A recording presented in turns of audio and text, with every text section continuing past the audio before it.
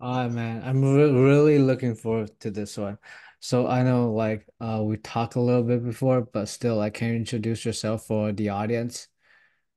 Yeah, I'm Jeremy Scott. I'm the head strength conditioning coach for the Carolina Panthers. I'm entering my 26th year in the field of strength and conditioning, and really excited to get going here with Eric. Nice, nice. So, like we discussed before, you're the head strength coach right now. So, is there a difference between like being an assistant strength coach and being a head strength coach? Well, the nice part when you're an assistant is really you're just you're dealing with the players more than anything else. And when you become the head strength coach, you're dealing with the meetings with the athletic training staff. You're dealing with meetings with the athletic directors, meetings with the head coach, meetings with position coaches. So there's a lot more on your table, a lot more responsibility, obviously, and a lot more things that you're going to be in charge of, and you got to make sure we're going in the right direction because everything has to be about the players, and all those little things that may not seem important are very important. When it comes down to it, and making sure the players are getting everything they need in every facet of everything that goes into their careers. So Cool. So basically, can I understand it this way? From all you need to take care is about training. All you need to take care is about take your athlete to a position that you need to take a lot of responsibility, discuss with different department. yes, yeah, and the communication is key with all those moving parts in a sense because you can't not be on the same page when you're dealing with the athletes, or else they're going to suffer, and that's not acceptable at all anytime. So yeah, that's probably the biggest difference. Just like the dealings with everybody. Not you just don't come to work and deal with the head strength coach and be around your other fellow assistants. You're involved in everything. So it's a great responsibility. It's kind of one that I'm fortunate to have the opportunity to have. When you're a young strength coach, I think you're so aggressive and your mind's like, I want to be a head guy so soon. But I'm glad I had the opportunity. My mentor was John Thomas at Penn State, so I spent 15 years with him there, and it allowed me to kind of, like I said, make the mistakes and kind of grow and learn under him, learn how to deal with the athletes, and it was the right time when I was able to, unfortunately, to get a head job. Nice, nice. So for you said 26 years of experience, maybe 26 years ago, there's no force plate, right? There's no None. gym wear. There's no catapult connects on whatever it is. No, your fancy stuff was your clipboard and your stopwatch. That's basically what you had. That was your fancy stuff. So for all those years of experience, did how did force plate change the way you view performance training and after force plate there's a catapult. How does these did these change the way you view it and how did it change? What's changed about it is, you always got to, what hasn't changed first is your communication and dealings with the athletes on a daily basis, and understanding the ups and downs of their careers, and putting, taking care of them is first and foremost. With all the technology that we have now, it's given us the objective information. So for me, from a programming standpoint, for us, at any level, but especially here in the NFL, with what we're doing to make sure to program, because it's a lot more individualized here. You're dealing with a lot more asymmetries and injuries and things of that nature. A lot more age ranges. You're not dealing with, let's say, 18 to 22-year-olds anymore. You got 21 to 30 some year olds. So the technology has allowed us really to hone in on our programming. Bucket guys. When I say bucket guys, if we do a NOR board and we see a huge asymmetry, we're going to have to address that. If we're doing a groin bar and it's not up to our standards of what they're doing on that, we're going to have to add some things in to get their groin stronger. We look at the force plate jumps and see the asymmetries and how they're landing and their ability, their elasticity, how they're absorbing force. All those types of things allow us to kind of bucket these guys. So what we'd like to do is, on the back end of their lifting cards, they have their buckets, and they'll spend an extra 5 minutes doing specific exercises to address all the areas that we found through the testing and using the technology that you mentioned. And Belrose does a great job with this. It's all him getting the guys over there to allow us to make sure that we're addressing those areas. It's one thing to have that information and not do anything about it, and that would really frustrate me if that's the way it went. But with us, with the way we bucket guys and, Belrose will flag guys, especially during the season, and allows us to address that and hopefully I don't want to be reactive. I want to be proactive. And I think the technology allows us to do that and allows us to maybe see some things coming forward. Now, having said that, you're always going to have, the unforeseen circumstances of injury, which, it's a contact sport. It's going to happen. But you could walk around with your head held high that you're looking at all the information, you're analyzing it, you're communicating about it with the medical staff and with the rest of the training staff and wellness staff. And you're doing all the things necessary. It could just be a simple thing of making sure the guy's getting recovery and getting in the pool and moving around or doing Normatec or a massage, whatever it is from a soft tissue standpoint.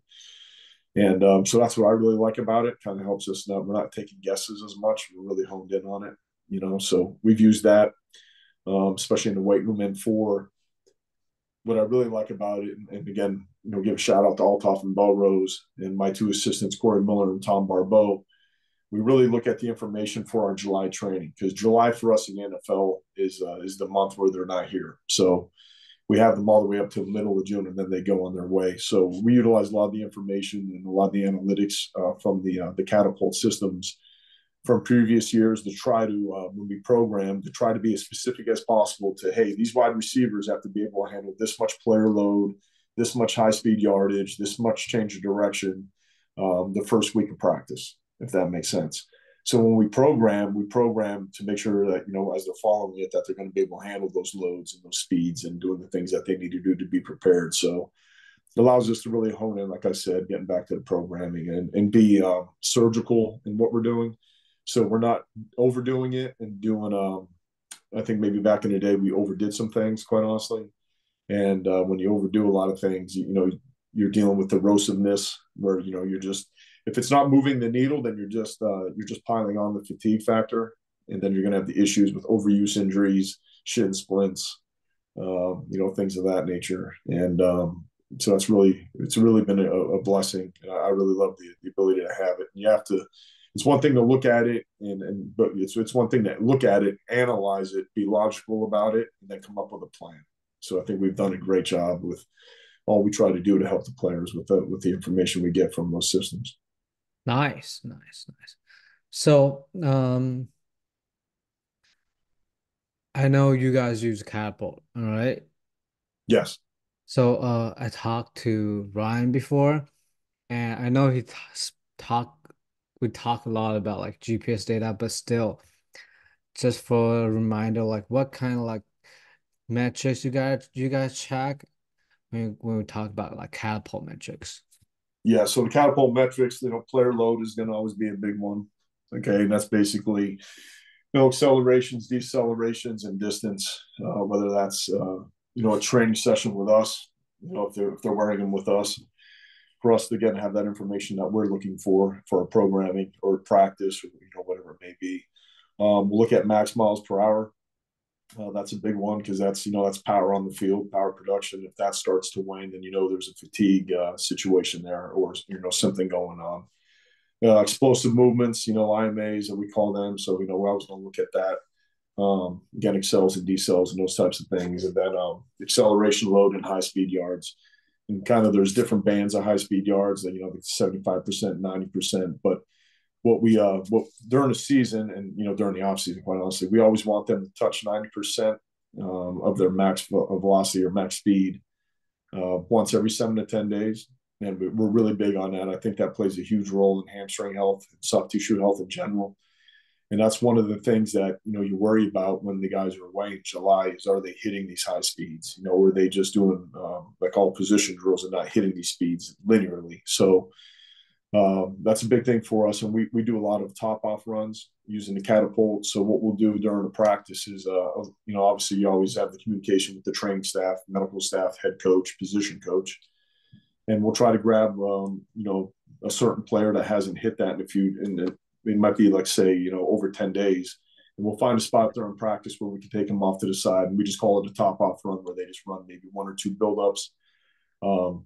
We get an opportunity to explain all that before we even start the season. So even during the off season, we take all those little moments with the guys to educate them as best we can.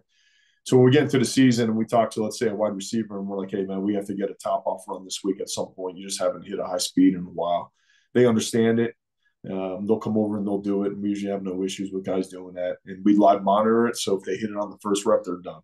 If they're close, then we'll have them run a second one. And we haven't had any issues. We usually get it on either one of those 2 reps. Now, most guys are going to hit it during the game, but there are those situations where some guys may not. So that's another thing that we try to do to keep track of them and try to keep them as healthy as we can. Nice, nice. So, before Carolina Panthers, you're at Baylor, right? I was at Baylor, yes. Yep. Yeah, and there's like I think you produce a pretty like good amount of players, right? They run like super fast. Yeah, we did really well there. And so when my previous stop, I was at Temple. That was my first head job, and I loved it there. We had such great kids. Then when we got to Baylor, I was around Althoff, and I knew Althoff was he's basically a pioneer when it comes to the catapults and the GPS and analyzation, analytics, and all the things that we utilize those catapult systems for. So for me, I was pretty fired up to be able to work with him side by side, and he does a great job of teaching. How he's come about to using the metrics that he likes to look at, how we can measure it, and again, how can we use it, in the weight room or during summer training, for instance, to make sure programming wise that we're hitting and touching all these areas that we've spoken about previously. So it was great to be around Althoff. Nice, nice. Still is. No, he's still with us, so it's still good. But back then, learning all that, because that's, when you come into a situation and you haven't been around all that technology, like it could be overwhelming in a sense.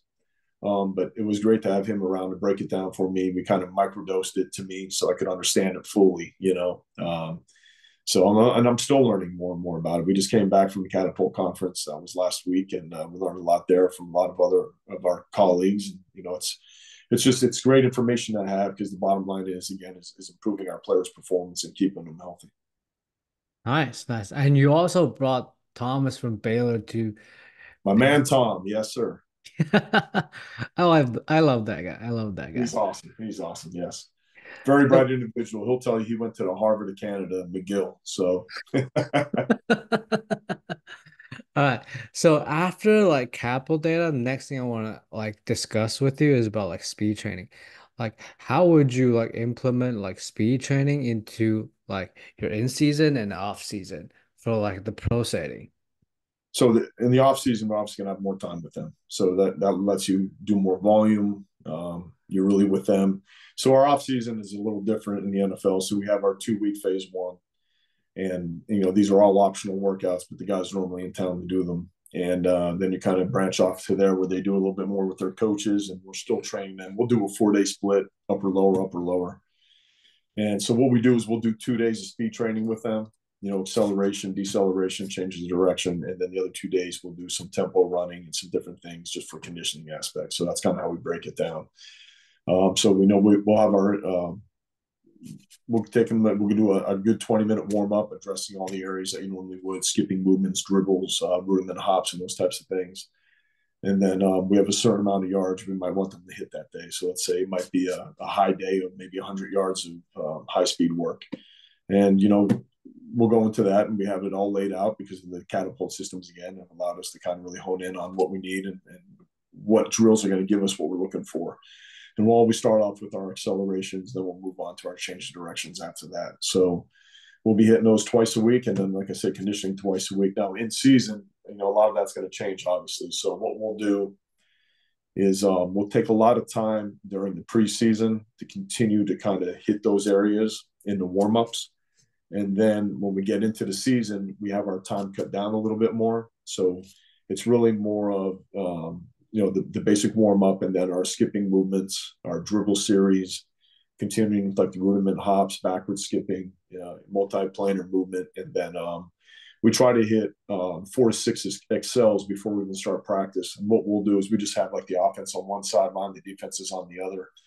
And we'll just say, the first 2 are sub-maximal. We'll just kind of get a good takeoff out of the 2-point stance through the numbers, and then they'll slow themselves down to the hash. And then they'll turn around, they'll do the same thing back. So they'll go from the hash through the numbers, slow themselves down to the sideline. So you do to get some decel work there too. And then we'll just kind of let them roll and tell them, hey, we want you to give us 4 good reps here. So we'll do that usually. We probably get on a Wednesday, we'll do at least 4 Thursday at least 4, and then Friday we only do 2. So we try to get like 8 to 10 reps of that during the week, and that's for the whole season. And a lot of our guys, obviously, the skill guys, are going to get a lot of that work during the actual practice, just because of the nature of the position they're playing. But I really feel like those excels are really good, especially for offensive linemen that really don't run as much. So to try to keep them healthy and try to help them, with those heat checks that we talked about, allows them an opportunity to kind of hit those speeds. So I think that's worked really well for us. So that's probably the biggest difference, I would say, from in-season, off-season. And, of course, if someone's injured, the return to play, if Tom heads up, he'll hit all those areas. So when they come back to practice, they're ready to roll with everything they need to handle. So Nice, nice. So, uh, besides like acceleration or like change direction, I know that football, you guys don't like normally hit max velocity, but when you like, do you like train it like weekly during the off season, and how yeah, often do we'll you touch we'll hit it? it once a week. We'll do like our build up runs and things of that nature. Probably we might hit 4 of those in a session. The first 2 are the kind of sub maximal, and then we really what I like to do is like, hey guys, these next 2 are by feel.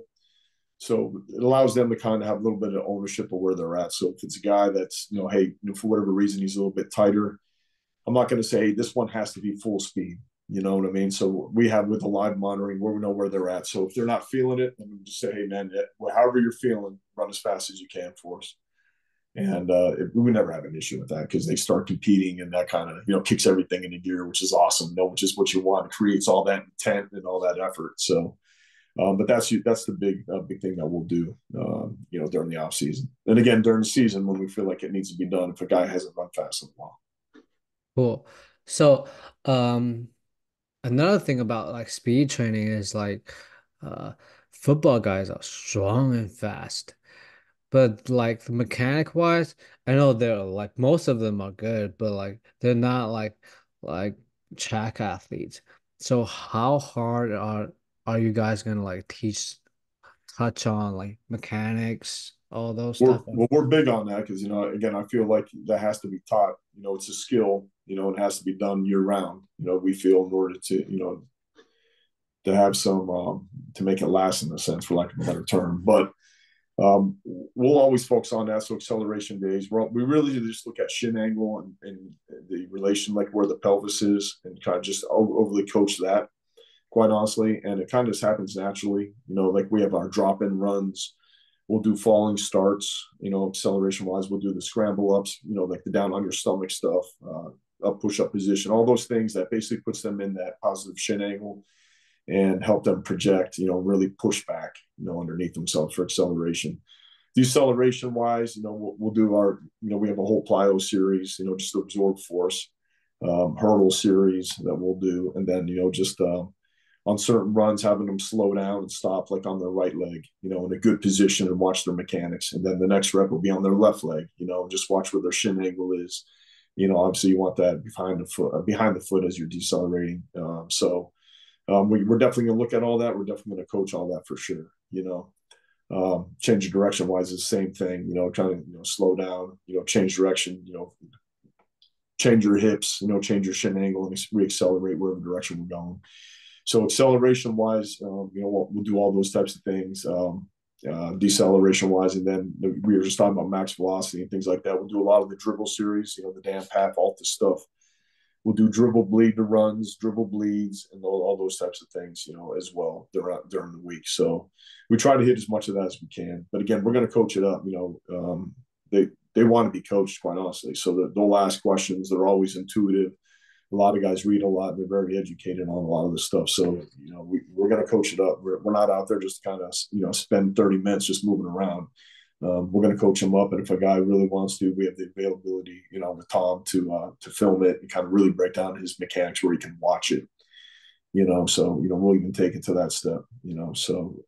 Yeah, I really like that part because that's why you're doing it. You're coaching. We're not out there just standing. And when just kind of. But when you have a big group, sometimes we'll do things like waterfall starts so you can see each guy go, and kind of things of that nature. So, but yeah, we're going to coach it up. That's for sure. I feel like Tom is big on speed training, right? Yeah. Yeah. Oh, yeah. Yep. So we all are, we all came from Baylor. We had a really fast team and we were just big on speed. I think the big thing is understanding that, your ability to decelerate and accelerate under control and be efficient with it, that creates space on the field. If you create space on the field, you're going to be open or you're going to be able to cover somebody, whatever it's going to help you do your job better. So that's a big thing for us for sure. Yeah. Did this like focus a lot on speed you started on when you were at Baylor, or it's like I where think speed has always been important. Like, so my first year was '96. We spent our, when we would do running or conditioning runs, we probably spent 10 minutes on what we called form running. And I was with John Thomas, where we just worked on mechanics at a quarter speed, and then we took it up to half speed, and then 3/4 speed, and then full speed every run that we did.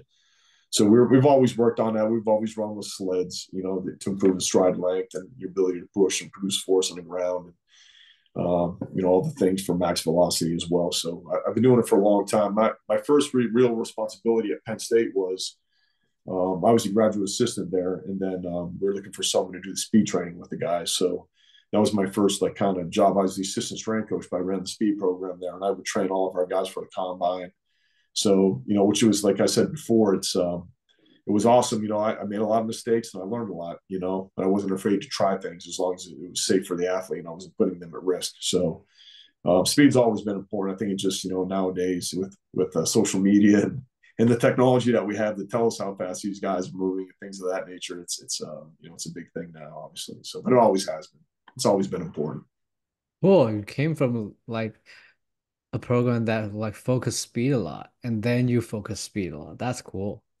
Yeah. It's just that, it's movement, it's like we were saying, like if you want to reduce soft tissue injuries, you got to run fast. You got to put those tissues in a position where they're producing those forces. They're not just all of a sudden on a Saturday or a Sunday doing it, because then you're going to run into problems. So, but yeah, I've really enjoyed it.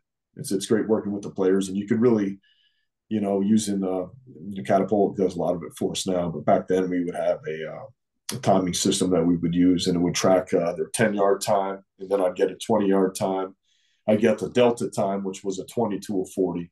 So I could look at a guy's 40-yard dash and I could just evaluate, like if he was really bad, the first 10 or first 20 and his delta time was really good, then I knew, we need to get a little bit stronger, do some more things for power and those types of things. And then might be guys that really came out of the gates fast and they slowed down the delta time. So we might focus a little bit more on some max velocity training for them. So it just kind of helped individualize some programs for guys that try to help them improve and help their performance on the field, help them anytime, like, when you get better and there's something like a 40-yard dash or like a rep test in the weight room, whatever it may be, and you're getting better and you've put the hard work in, there's a confidence that comes with that. You know what I mean? And that's always fun for me as a coach to see guys get confident in what you're doing. And it also lends credence to your programming, your system, and what you're doing, and the buy-in that they have with that as well. So it's great to see guys have success for sure. Nice. So I know at NFL Combine they need to do 40-yard dash, but like after they like become pro, do you guys still do 40-yard dash? No, You we don't do 40. So, Dan Path, like I said, when we were at Baylor, he lived about an hour away.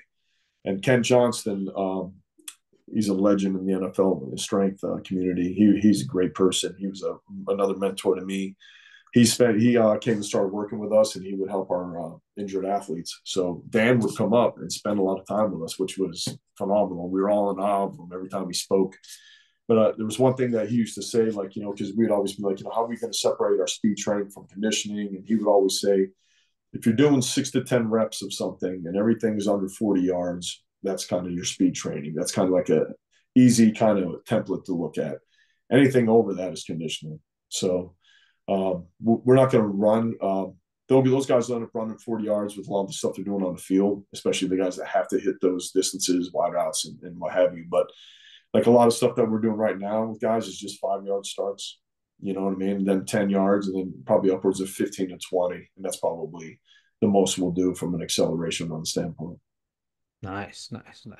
So enough about acceleration. I want to dive a little bit deeper into like deceleration. So Yeah. when you coach or when you teach or even when you just observe like athletes do deceleration, what are the things you're gonna look at?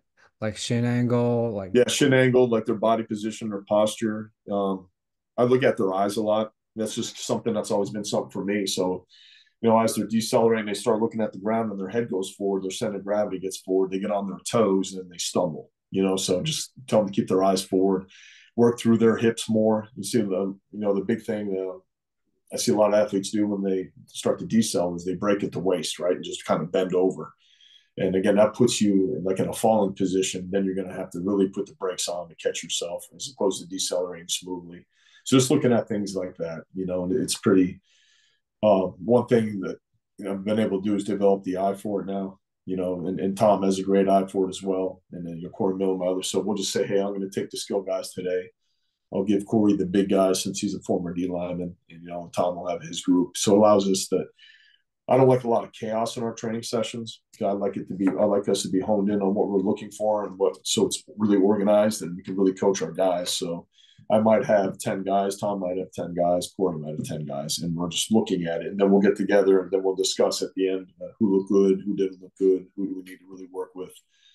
So that's kind of how we do that. But really, just we'll do things in a warm up for force absorption. We'll do like in place 45-degree jump and land, right, left, 90 degrees, 180, 360s, and then start working that into, like lateral bounds in a sense and just decelerating on one leg and things of that nature. So single leg hops, the rudiment hops that we got from the Altus series. So all those types of things we'll always put into the warm up. So we're always hitting it. So, but yeah, I feel like, I think some people call them step and stops or decels or whatever, but just, like falling forward and landing in that good position too, whether that's linear or lateral, and just owning those positions, putting them in those positions, letting them feel what those positions are supposed to feel like. So when they're doing it, they're moving and really having to slow their body weight down, with all those forces involved, they're able to kind of understand what they're trying to do. cool. So, when we talk about like deceleration, is there a difference between like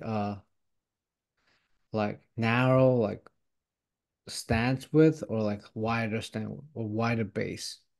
We always so when we do ours, it's just basically your feet are, basically hip width, like naturally. So that's usually where we'll keep it. So um, out wider is probably a thing where you're getting off balance, so you have to widen your feet a little bit. So we just kind of like a little bit narrow, I guess, kind of be what we're looking for, or natural, whatever term you want to look for with that. So that's usually what we're going to be looking for with our guys, and we'll start slow to fast, obviously.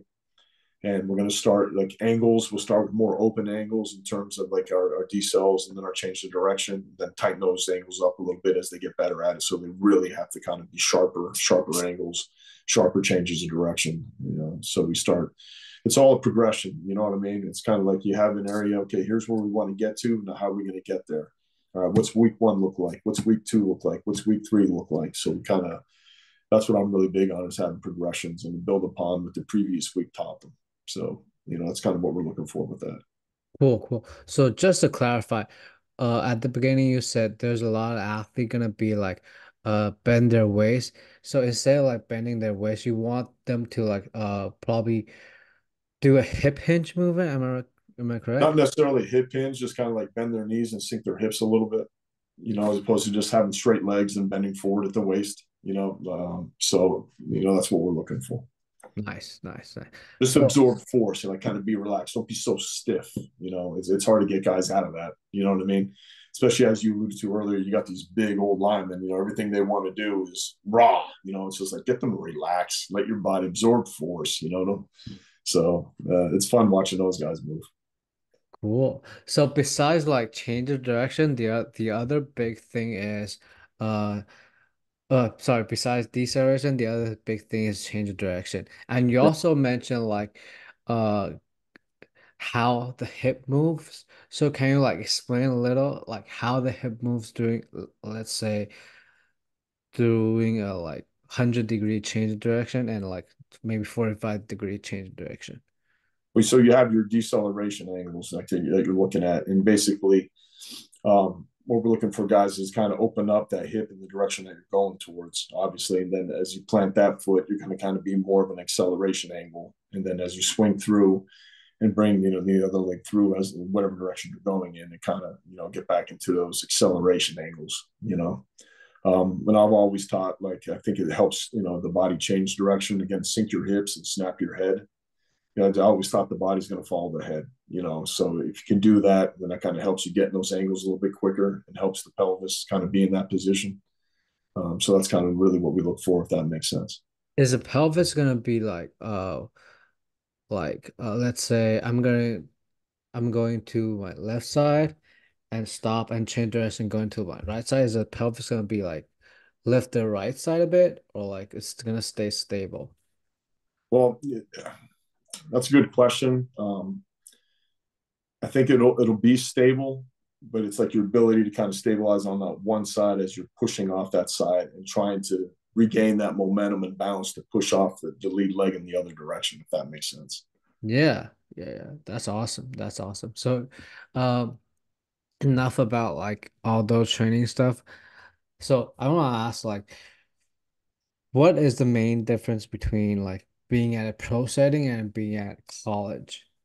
Well, college, there's so much, um, depending on the high school program that the kids came from, there's so much variety of where guys are at when they first get there. So I thought we had a really good program at Baylor where we basically had 4 levels of where guys would be. And obviously your first level is your freshman, and they're all going to do basic stuff. And I don't care where they've come from. I still want to see them move.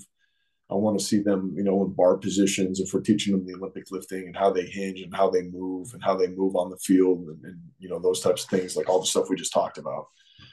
And then we had a next group up, which is kind of, they would do just basic barbell training, high tension exercises, uh, focus on full ranges of motion, again, body position, and quite honestly, stuff that might be more mentally challenging. We get them to understand, I think intensity of training is a skill in and of itself. Your ability to strain and to push and to work hard is a skill. I think that helps we got to develop that with some guys. And then like our third level would be, these guys might be juniors and their strength is where it's at. So in order to move the needle, we might do some more like the conjugate West Side type things, where we're using bands and chains and those types of things to help move their needle. And then like we had our elite group, which is, they're strong. If we're going to max squat them, what are we going to go from 600 pounds in a year to 605? You know what I mean? So like the max strength stuff wasn't really moving the needle for them anymore. So we might do a lot more Olympic variations with those types of guys. No, we would still squat, don't get me wrong, but the emphasis wasn't to try to get them improve their max strength as much as the younger groups were, if that makes sense. So we had all those levels. I had each one of my assistants in charge of each group. So like, your boy Tom, his second year there, when he wasn't an intern anymore and I hired him full time, he was in charge of the freshman group. So we went over the template. He understood kind of like everything I wanted him to touch on, and then I just let him run with it. Because again, like we talked before, I think as a head strength coach, you got to develop your assistants, and I like to put them in those positions to develop. So that's how we did it. That's probably the biggest difference. When you get to the pro level, obviously everything these guys getting paid a lot of money. A lot of the things that they're doing, they have their expert that they work with, and that's fine. I get all that. And they're very educated on everything, whether that's, the speed training, whether that's nutrition, but it could be some guys aren't, don't get me wrong. It's not like everybody, but they all have a basic, good fundamental understanding of all those areas. So you really got to know what you're talking about with all that. And quite honestly, if you don't know, you just say, you know what, that's a great question. Let me get the answer for you. There's no need to bullcrap them. You know what I mean? So I think that's probably the biggest difference. They understand training. They understand training for them keeps them healthy.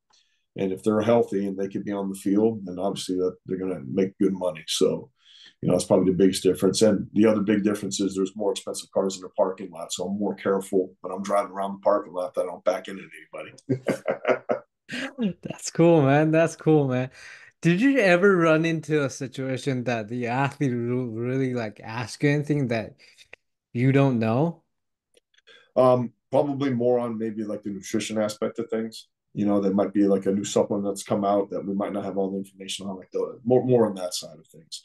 Training we have down pretty good. Like there's a lot of social media is taking training ideas to the next level, right? There's a lot of stuff out there, but the sound fundamental principles, we usually don't have an issue with those types of things. Like Christian McCaffrey you had to be on your toes with Christian now because he would challenge you with stuff, and that was awesome because when you explained it to him, then he'd be like, okay, no problem, you know. So I always love that. I love the interactions with the guys and being able to teach and coach them, and educate them. It just helps you get better, to be put in positions where you have to explain stuff. You want people to ask you questions. You just don't want to like say something and they just say, okay, like if someone, I've always been a big why guy, if someone has a great idea or this is going to do this, and I'll just say why and just listen to their explanation, because some people, they're not used to hearing that question. Then they have to really explain themselves, so I like being put in those positions. We all do. Cool, cool. So, you mentioned you have 26 years of experience. The world have been changing a lot. There's like more and more like fancy stuff. There's more and more like cool stuff. Like, how do you know like what what are the methods you probably should implement? What are those like you probably shouldn't? Again, well, I just go back to the analytics of it. Okay, like this guy's strong. We use a dynamic strength index, so we'll do a mid thigh pull on the force plate to get our max strength number, and then we'll look at the counter movement jump on the force plate to get a strength index to say, hey, this guy might need a little more power training. This guy might need more strength. This guy might need a little bit of both. And then once I have that information, we pretty much have everything we need with that kind of stuff. And I'm all for all the cool stuff that's out there. But in my opinion, it has to move the needle. Or like, why are we doing it? If it's not going to move the needle for us and improve their performance, then kind of wasting our time. But yeah, there's a lot of good stuff out there. But there's a lot of stuff too that when you look at it, you're like, how good is this? And sometimes you just have to.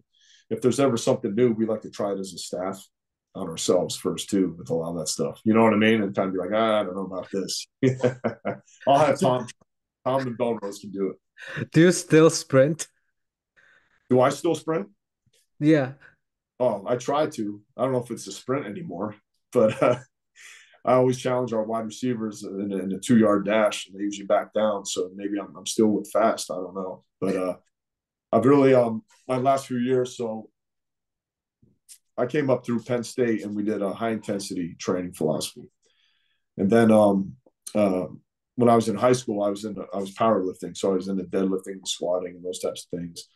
But I never had a huge background in the Olympic lifting, so I always made sure like one of my assistants had a huge background in it, and I just allowed him to really take it and teach us on what he's going to teach them. So we're always on the same page.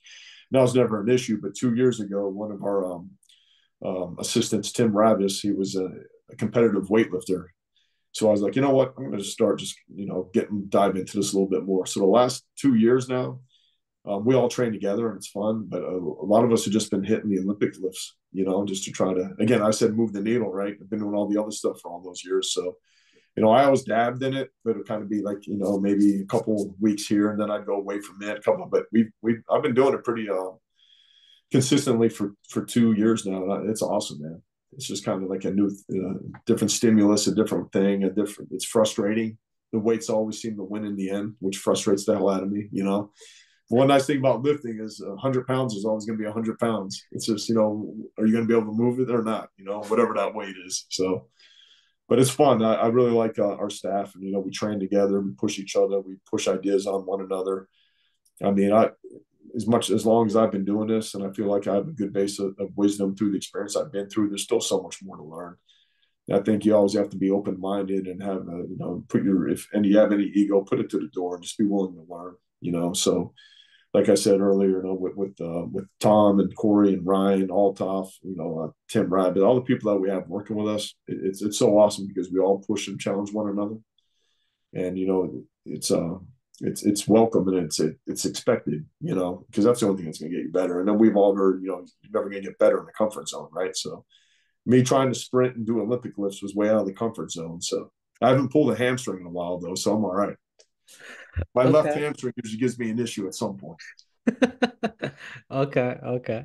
So, I also want to talk about like being a head strength coach, you need to like lead or need to teach or need to like maybe sometimes like have meeting with the other strength coaches.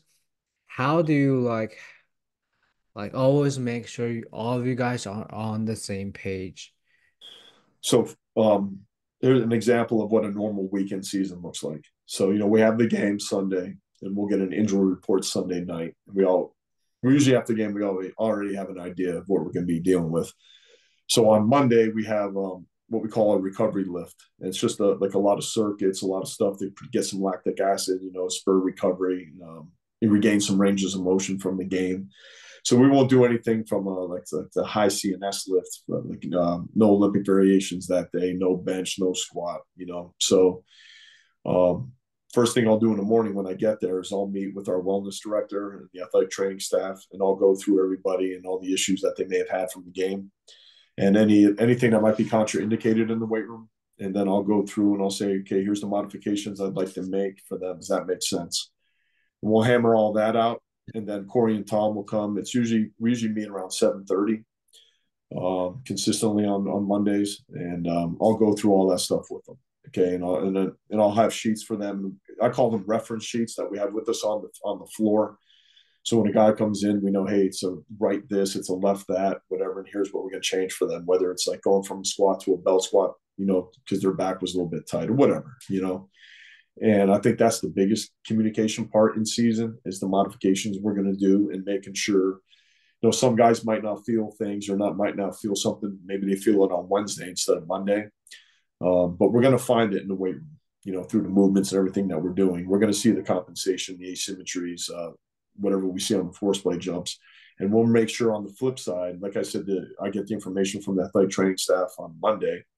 On Wednesday or Thursday, if there's any issues and I have to modify something, I'll make sure I get right in that train and make sure the medical staff knows any modifications I've made. And that's kind of how we've done it from a communication standpoint. And then we'll meet again on Tuesday as a whole wellness staff. And, everybody together. So that's strength coaches, nutrition, sports science, athletic training staff, doctors. And we'll go through kind of like the whole thing again, see where guys are at. If there had to be an MRI, what did that show us? And then, Wednesday, if there's anything that has changed, I'll meet with Corey and Tom real quick in the morning again. And then Friday morning, we have a human performance meeting. And so in that meeting, it's Althoff's going to run it. And we'll cover the same. So it's basically the nutrition, strength conditioning, and sports science. No medical staffs in that one. So you're looking at 3 to 4 meetings, assigned meetings a week, and then you always have your off meetings. Like I said, where I got to run in there and say, hey, I just noticed this with this guy, and so on and so forth. In the off season right now, it's more quality control from the season. So like within the first few days, I want like Corey and Tom. And Ryan helps us in the weight room, so I get him involved too. What are some things that we did well? What are some things we didn't do well? And just get it written down. We don't meet about it. I just say, hey, I want you guys to write this stuff down now before you forget it. Anything you think we did well, need to do better, so on and so forth. And then, we met about it this past week, and then we made sure, then we go over our first block, like our block 1, which is, just a basic general preparatory phase. So, we're looking at, basic movements, a lot of animal movements, just doing some different things for the tissue to adapt to, regain ranges of motion, a little more work capacity right now. And it's going to be a 3-week block. So we went through that, went through our warm-ups, and again, went through the injury report in case we have to modify anybody with that first block. But, it's all optional training, but we can put the information out there for them. It's just up to them whether they're going to do it, quite honestly. So we just went over that, all those types of things. And we had a really long, human performance meeting as well for the same things, a little QC from the season, some things we need to fix. And then we'll talk about things, okay, like if we're going to have some speakers come in the off season, like what kind of topics do we want to cover? And we'll start kind of going about that. And also like our in-staff educational series, because we've got a lot of people with a lot of experience and a lot of smart people. Sometimes you're always looking to go out to learn things. Like we can learn things from one another as well. We should have some of the top physical therapists working for us. Let's let them cover calf injuries this week and what they see and how we can get better at dealing with them in the weight room and so on and so forth. So that's it. If that answers your question, like it's kind of like where we're at. So we're always meeting, we're always talking. The then again, we try to take quite honestly, the time off too at this point in the year, to get away, refresh, and come back. So we're kind of in that mode right now. We have it gets all optional, and we have most of our guys are in town. They could come in, and we'll have stuff up for them. They could go through the workouts, and we'll just kind of make sure everything's safe for them. So Nice, nice, nice. So, with all your experience, all those years, did you ever ever make ever made the big mistake that you feel like, oh, you really learned from that, you really grow from that? You yeah, there's one that really stood out to me. So this was the early time when I was training combine guys, where we tried some overspeed training with a tube, and one of our players, he already ran a 4.4, so like he was already pretty fast. So this is late '90s, and he ended up pulling a hip flexor doing it, and then he couldn't run. Like he didn't get well enough and healthy enough to run his 40 at the combine.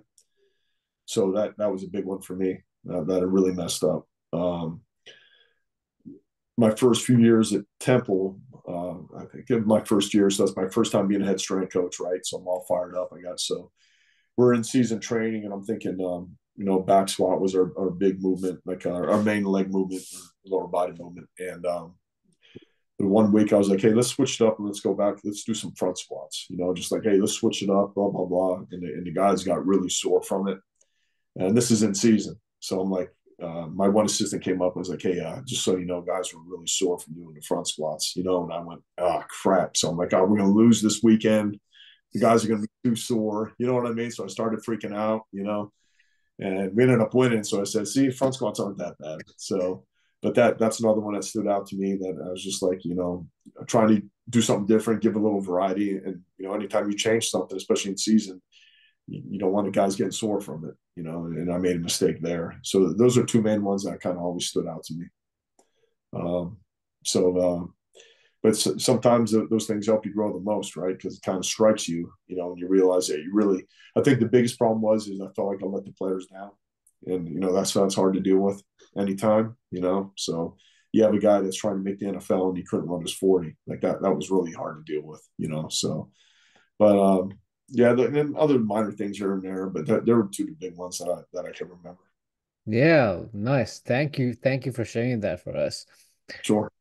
Last thing, okay, last thing. So, um, you were at Penn State, you're at Baylor, now you're at Carolina Panthers, pro setting head strength coach and like 26 years of experience. And do you have like any maybe suggestion or anything you can share with those young coaches, maybe who want to be at the pro setting, maybe want to be a high level trained elite athletes? You have to start somewhere, I would say, and where you start with is your education. So you got to put the time in your college, and educate. Not only go through your major or whatever, but you got to be willing to educate yourself too. What I mean by that is you got to make the commitment to go to conferences and go to clinics. Go talk to people that are within your area. Get off the phone and get off the texting and actually call people and talk to them, or go and talk to them face to face. Networking is a big thing, obviously. I know everybody always hears that, but your ability to show. So for me, if a guy drives up here, let's say from Virginia, just to spend a few hours with us and do something face to face, I'll remember that. If guys made the effort to kind of drive and take time out of his day and spend money on his gas to come learn from us. So like those types of things go a long way with us older guys, I think. And you got to be open to new ideas. Like you're always going to have like the people, like your first job, like my job at Penn State, how much I learned there and the philosophy that we had there. And then, when I left Penn State, I still did some of the same stuff, but I was open to trying some different things as well. So, to keep an open mind, and regardless of what you're doing, it's always about the athlete. So whatever you're learning and things like that, you always got to keep that in mind. It's not about you, it's about the athlete. Everything that you're doing is to try to better your athletes, whether they're professional, college, high school, elementary school, middle school, whatever it is. Like it's all about them. So you got to really stay above things and making sure that you're communicating with them and educating them on everything that you're doing with them. And if it's like the high school setting or even the college setting, educating the parents as well. So they feel safe that their son or daughter is doing things with you, and they always understand why you're doing the things that you're doing, I think is a big thing. But you got to get out there. And I was fortunate when I was at Penn State when a lot of us young assistants, we would just get in cars and road trip, like those types of things. That not only that builds a little camaraderie amongst your staff as well, like a nice little road trip, but then it gets you to get out there and talk with other people, and I think that's a big thing is the sharing of ideas. I've always said if you go to a conference or you talk to somebody, you can learn one thing, it's more than worth it. So I would say that'd be the big thing. Don't be afraid to call people. Don't be afraid to reach out. Sometimes like with our schedule, if people reach out to me, I might not get back to them right away, but I try to do the best I can. So you always have to have patience with that too. Just because someone might not get back to you right away doesn't mean they're just blowing you off. But you got to stay resilient and stay after it and continue to chase your goals. And it's not going to just happen for you. You're going to have to go out there and get it. And it's a daily grind. And quite honestly, like at this level, you got to be prepared too for the pressures that come with it, because there is a lot. I'm not going to sit here and lie to you. And even at the college level these days, like winning is everything. So you got to be able to handle, kind of like the ebbs and flows of what comes with that as well. And that's just from experience. I've been a strength coach for championship teams that have won championships, and I've been on some teams, that didn't do as well. And you have to kind of understand that there's learning in winning and there's learning in losing. And, we did our name of our presentation at the Catapult conferences. This was lessons learned. Because sometimes when you're winning and everything's going great, you don't quality control as much. You don't talk about the things that you did as much. But when you have a season where you may struggle a little bit, that's when you really try to dig in and learn, right? Or try to fix everything so you can do better the next year. You should do that every year, no matter. If you win the national championship, you should do that. If you win the Super Bowl, you should do that. It should just be a consistent thing year round. You know what I mean? Good habits, good routines, consistency. They say consistency is a true measure of mental toughness. Anybody can do things right for a day or two, but who does it consistently year after year, I think is a big thing. So I guess that's my little soapbox there. Man, you gave me goosebumps. Well, it's a very I'll say this, it's as rewarding and professional as there is. But there's going to be good times and bad times, and that's life. It's not like it's just sports. Sports might be a microcosm of life, but you're going to have those ups and downs. So you're going to have to experience them. It's just going to make you tougher. And as long as you're still there and all that, you're still concerned about the athletes and all that matters, then usually it's going to work out for you. I think. I've been very fortunate. From my working up the ranks to work with great people that have helped me. And still help me today, like all the guys I mentioned. Corey Campbell's at Nebraska; he's a former assistant of mine. Like Jay Cox, Jim Heiss. Like I could go and name them all. I've worked with such great people, and I don't mean to leave anybody out, but I've been very fortunate in that they've helped me get where I am for sure. So I'm very grateful for that. Thanks. That's all I have for you today. Thank you. All right, appreciate it, Eric. Thank you very much. Take care.